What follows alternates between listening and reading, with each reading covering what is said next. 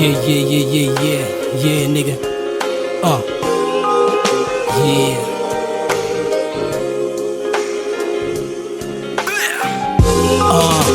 Amboary fa mitady anjeha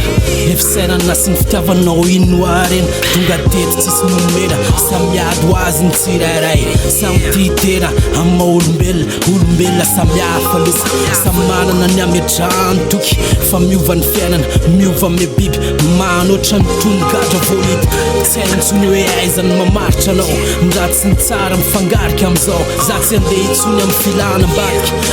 oay nipejy ny ambola tsy avadiko samy te ho tonga voaloha samy te hitady misoa hoe aizany marina ho aizany lalany miafa mandrositsika mifandehika tiany profo ratsany mijano no mpifankahala ny ampitso izany malala za sy anao hifandrafy hifampitody-damosina samy anana ny fitafy tsisy teraka te ho azy nefa mimimiazona nefa ho aiza mbola eto nanjaraka tsy misento mijoro miatrika ny fiainana mitady braky ny mbiany foana tsy tanapolo amalona ndao resy ilozy ny fiainana ame biby ety zay mijorony tsy maty mitoy ihany ty neriny manosika any mba havita ny vatanaino mifony vy aleo avy zay ho avy de aleo hita zay te hijamina aleo eo hinany fatiny eo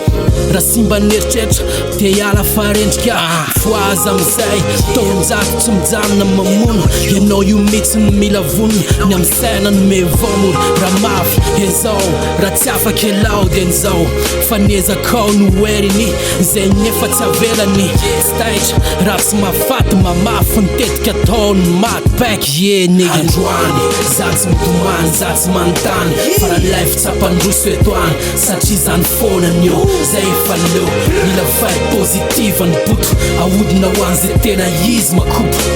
androany za tsy mitomany za tsy manontany fa raha life tsapandroso eto any satria zany fonany eo zay efa leo mila fight positive ny boto ahodina ho an'izay tena izy makopo